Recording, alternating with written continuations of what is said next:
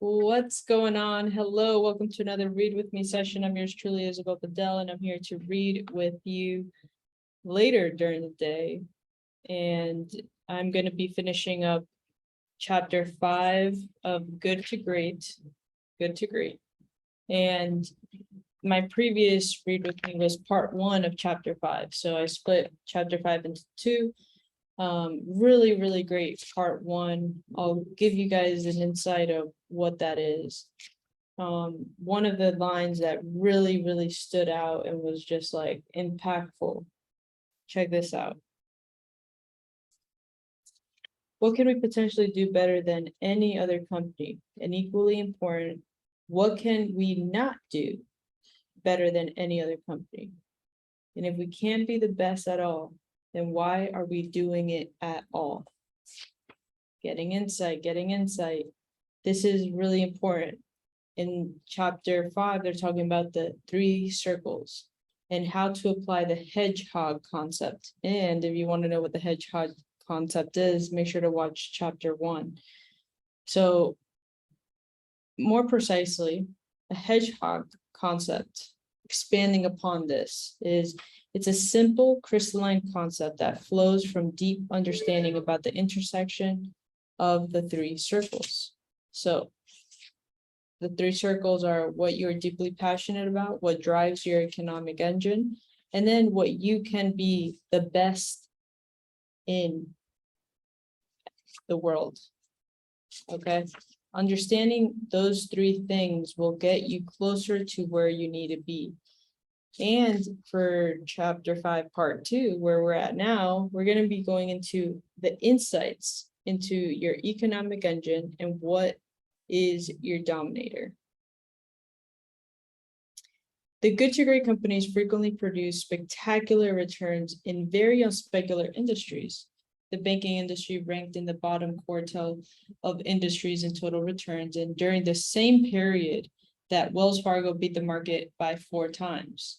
Even more impressive, both Pitney Bowes and Nuker were in the bottom 5% industry, yet both good to great companies had the benefit of being in a great industry defined as a top 10% industry, and 5 were in the good industries, 5 were in the bad to terrible industries, and so forth.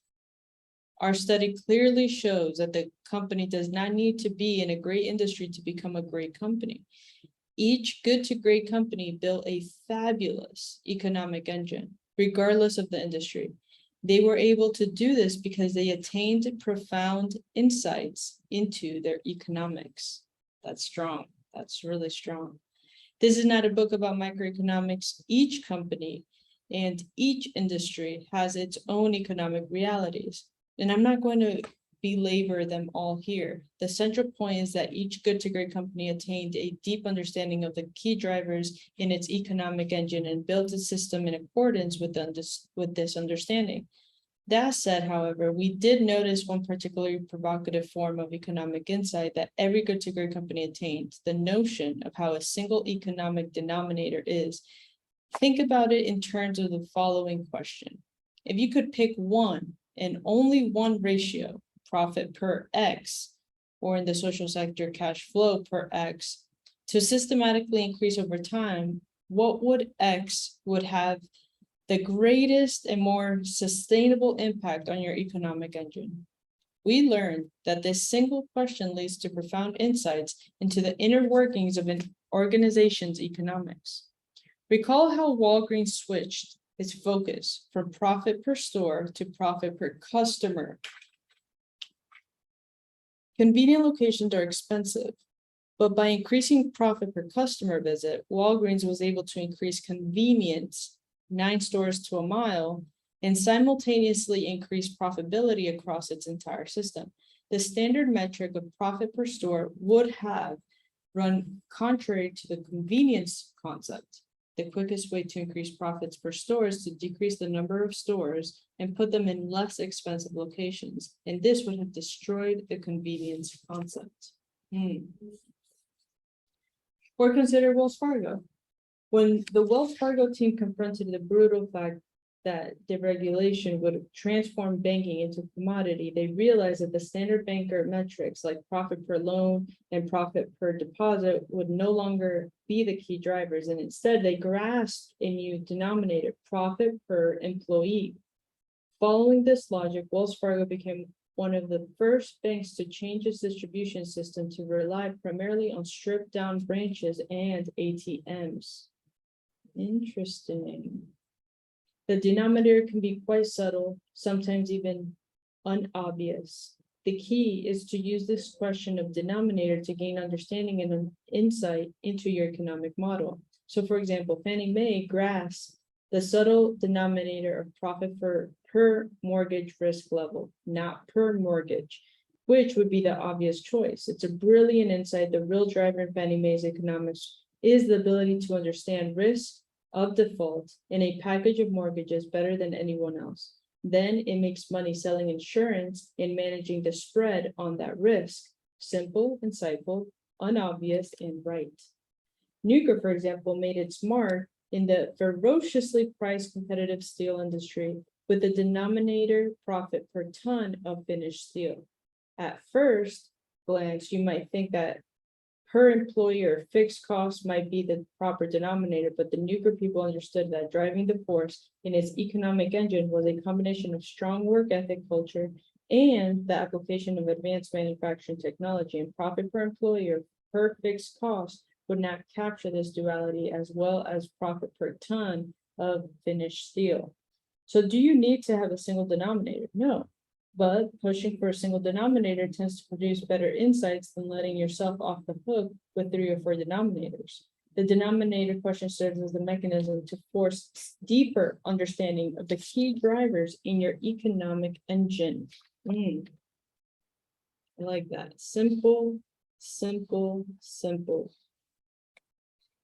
As the denominator question emerged from the research, we tested the question on a number of executive teams. We found that the question always stimulated intense dialogue and debate.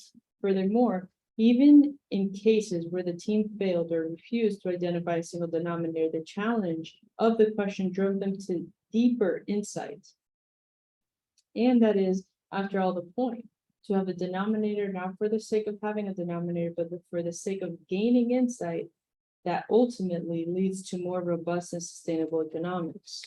Nice. And for this, just like the last chapter, they have a table here that you can look at specific companies like Philip Morris, Pitney Bowes, Walgreens, Gillette, and what it is that their economic denominator is. So for example, Abbott is per employee, Circuit City is per geographic region, Fannie Mae is per mortgage, Gillette is per customer, Kimberly-Clark is per customer brand, Kroger per local population. Nice. Walgreens is per customer visit, Wells Fargo is per employee, and so forth. All good to great companies discovered a key economic denominator, while the comparison companies usually did not. And in fact, we found only one comparison case that attained a profound insight in its economics.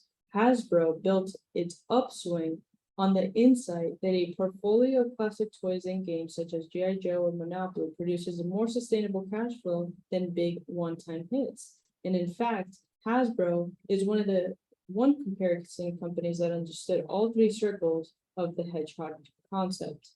It became the best known in the world at acquiring and renewing tried and true toys, reintroducing and recycling them at just the right time to increase profit per classic brand, and its people had great passion for the business. Systematically building from all 3 circles, Hasbro became the best performing comparison in our study, lending further credence to the power of the hedgehog concept.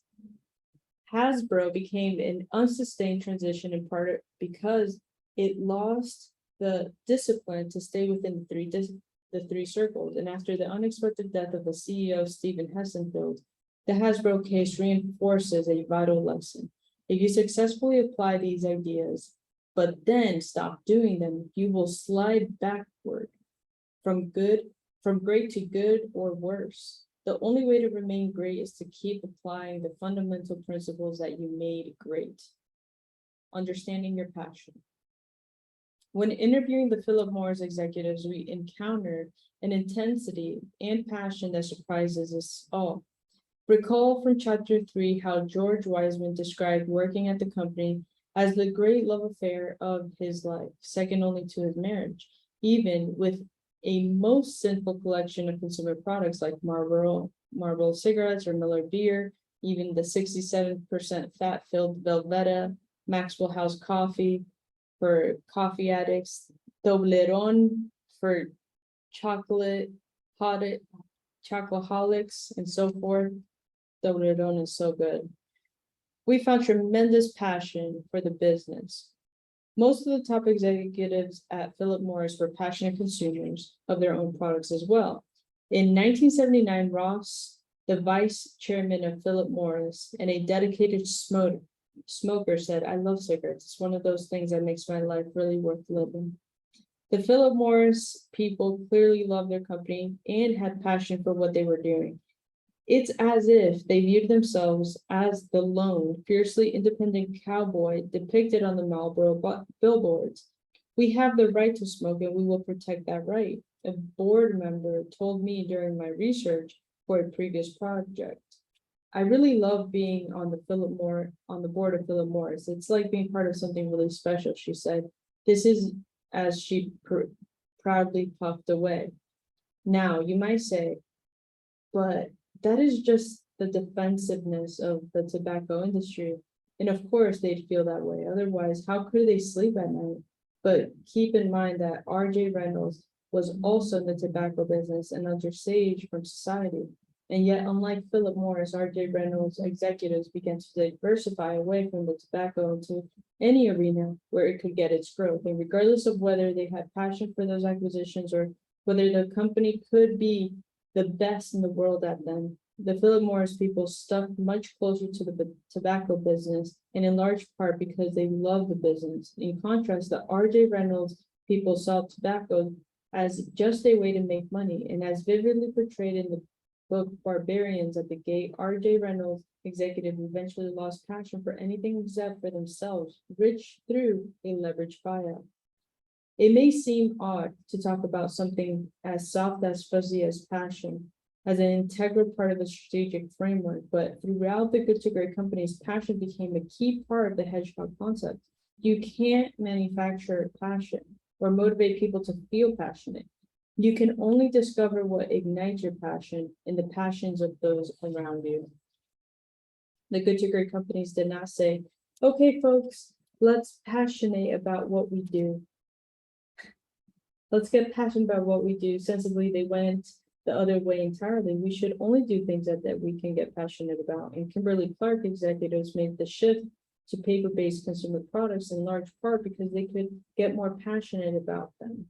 As one executive puts it, the traditional paper products are okay, but they just don't have the charisma of a diaper.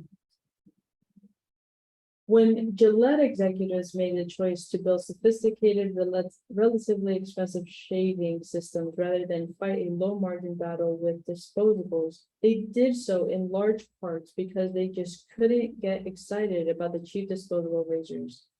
Zane talks about shaving systems with the sort of technical gusto one expects from a Boeing or Hughes engineer, wrote one journalist about Gillette's CEO in 1996, and Gillette has always been at its best when it sticks to businesses that fits at its hedgehog concept, and people who aren't passionate about Gillette need to not apply.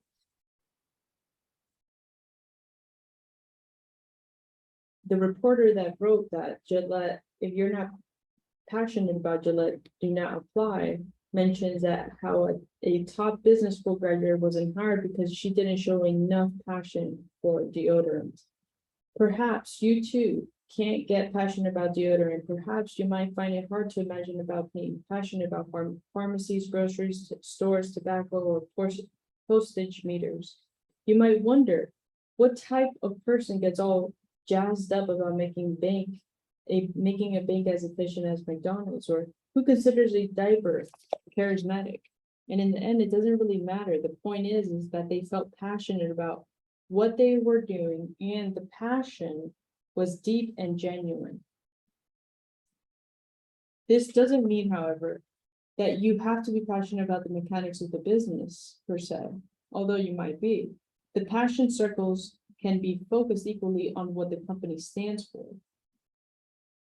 So for example, the Fannie Mae people were not passionate about the mechanical process of packaging mortgages into market securities, but they were terrifically motivated by the whole idea of helping people of all classes, backgrounds, and races realize the American dream of owning their own home.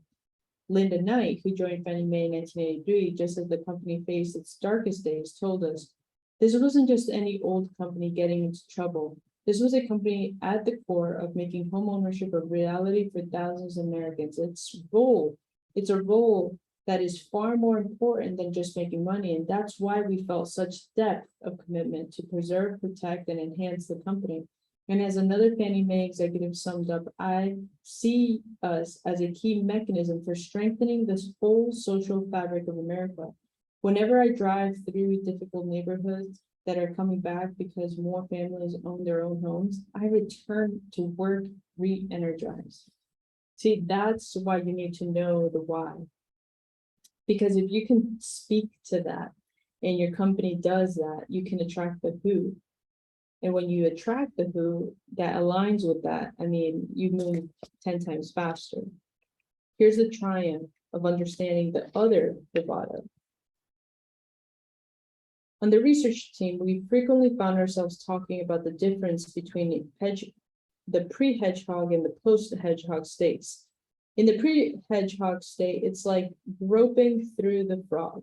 You're making progress on a long march, but you can't really see all that well. At each juncture in the trail, you can only see a little bit ahead and must move at a deliberate, slow crawl. Then the hedgehog concept, you break into a clearing, the fog lifts, and you can see the 4 miles. From then on, each juncture requires less deliberation, and you can shift from crawl to walk and from walk to run. In the post-hedgehog state, miles of trails move swiftly beneath your feet, forks in the road fly past as you quickly make decisions that you could not have seen so clearly in the fog. What's so striking about the comparison companies is that for all their change programs, frenetic gesticulations, and charismatic leaders, they rarely emerge from the fog. They would try to run, making bad decisions at forks in the road, and then have to reverse course later. Or they would veer off the trail entirely, banging into trees and tumbling down ravines. Oh, but they were sure doing it with speed and panache. For the comparison companies, the exact same world that had become so simple and clear to the good to great companies remained complex and shrewd in this. Why? For 2 reasons. First, the comparison companies never asked the right questions, and the questions prompted by 3 circles. Second, they set their goals and strategies more from bravado than from understanding. Nowhere is this more evident than in the comparison companies' mindless pursuit of growth. Over 2/3 of the comparison companies displayed an obsession with growth without the benefit of a hedgehog concept. Statements such as we've been a growth at any price company. And betting the size equals success. Pepper the materials on the comparison companies. In contrast, not one of the good to great companies focused obsessively on growth, yet they created sustained profitable growth far greater than the comparison companies that made growth their mantra. Consider the case of Great Western and Fannie Mae. Great Western is a might unwieldy, wrote the Wall Street Transcript.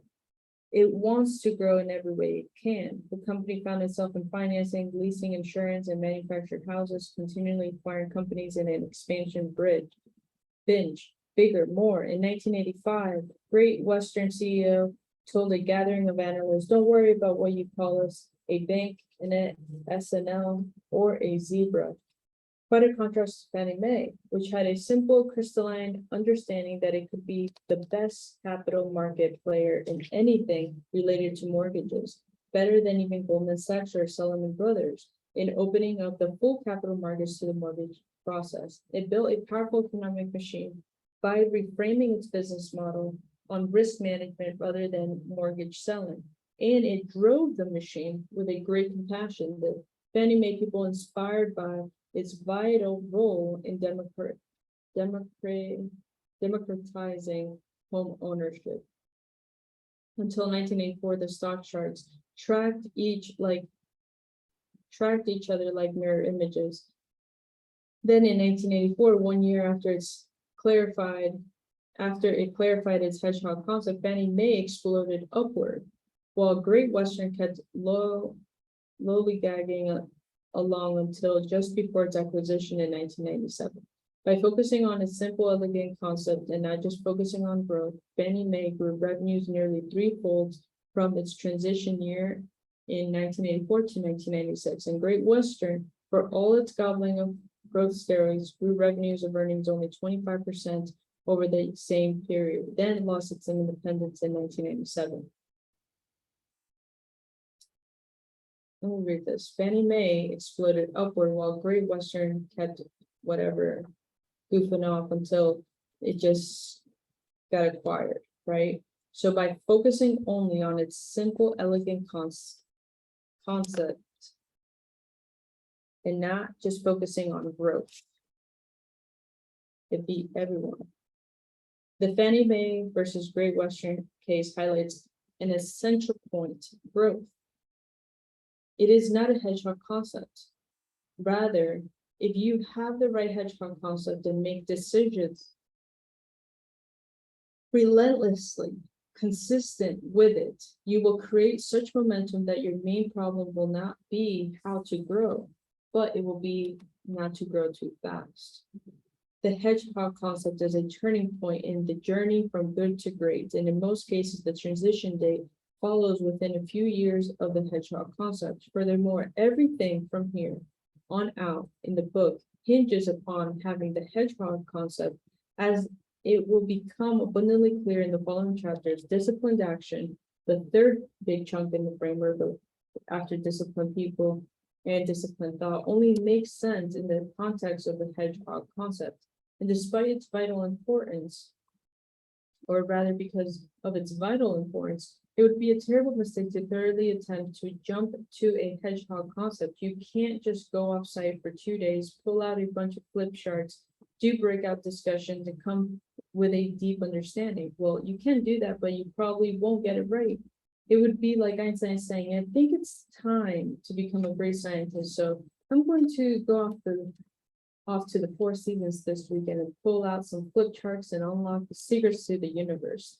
Insight doesn't just happen that way. It took Einstein 10 years of groping through the fog to get to the theory of special relativity, and he was a bright guy. It took about 4 years on average for the good to great companies to clarify their hedgehog concepts like scientific insight. And hedgehog concept simplifies a complex world and makes decisions much easier. But while it has crystalline clarity and elegant simplicity, once you have it, getting the concept can be devilishly difficult and take time. Recognize that getting a hedgehog concept is an inherently iterative process and not an event.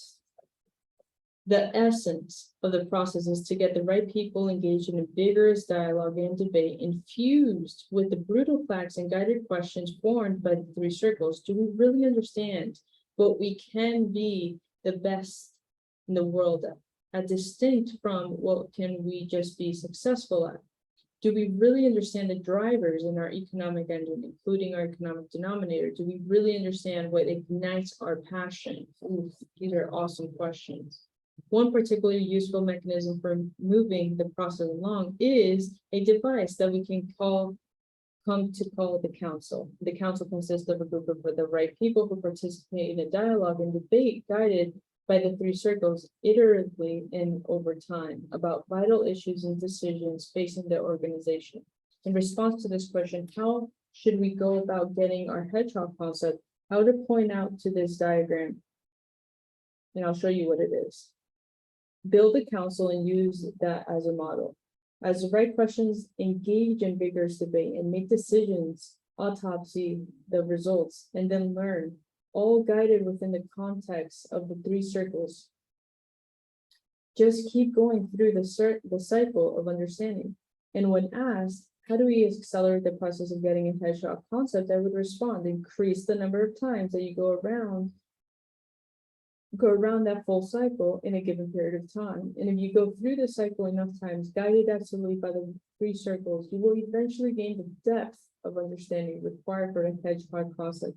And it will not happen overnight, but it will happen eventually. That's awesome. This is the chart, by the way.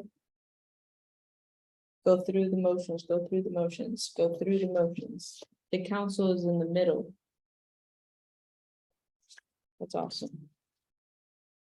Does every organization have a hedgehog concept to discover? What if you wake up, look around with brutal honesty and conclude, we're not the best at anything, we never have been? Therein lies one of the most exciting aspects of this entire study. In the majority of the cases, the good to great companies were not the best in the world at anything and showed no prospects of becoming so. Infused with the Stockdale paradox, there must be something that we can become the best at, and we will find it. We must also confront the brutal facts of what we cannot be the best at, and we will not delude ourselves. Every good to great company, no matter how awful at the start of the process, prevailed in its search for a hedgehog concept. And as you search for your own concept, keep in mind that when the good to great companies finally grasped their hedgehog concept, they had none of the tiresome, irritating blast of mindless bravado typical of the comparison companies. Yet, we could be the best at all. Was stated as the recognition of a fact, no more startling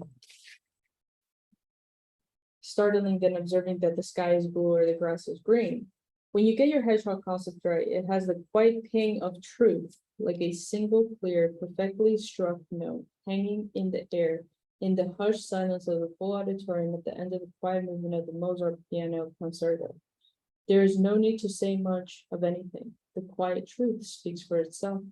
I'm reminded of a personal experience in my own family that illustrates the vital difference between bravado and understanding. My wife, Joan, began racing marathons and triathlons in the early 1980s. And as she accumulated experience, track times, swim splits, race results, she began to feel the momentum of success. And one day she entered a race with many of the best women triathletes in the world. And despite a weak swim, and where she came out of the water hundreds of places behind the top swimmers and having to push a heavy nano aerodynamic bike up a long hill, she managed to cross the finish line in the top 10. Then a few weeks later, while sitting at breakfast, Joan looked up from her morning newspaper and calmly quietly said, I think I could win the Ironman. The Ironman, the world championship of triathlons, involves 2.4 miles of ocean swimming and 112 miles of cycling, capped off with a 26.2-mile marathon foot race on the hot lava-backed Kona coast of Hawaii. And of course, I'd have to quit my job and turn down many offers to graduate school. And she had been admitted to graduate school at a number of the top schools. And by the way, commit to full-time training, but her words had no bravado in them, no hype, no agitation, no pleading. She didn't try to convince me. She simply observed what she had come to understand was a fact, and a truth no more shocking than stating that the walls were painted white. She had the passion, she had the genetics, and if she won races, she'd have the economics. The goal to win the Ironman flowed from early understanding of her hedgehog concept. And so she decided to go for it. She quit her job, she turned down the graduate school, she sold the mills.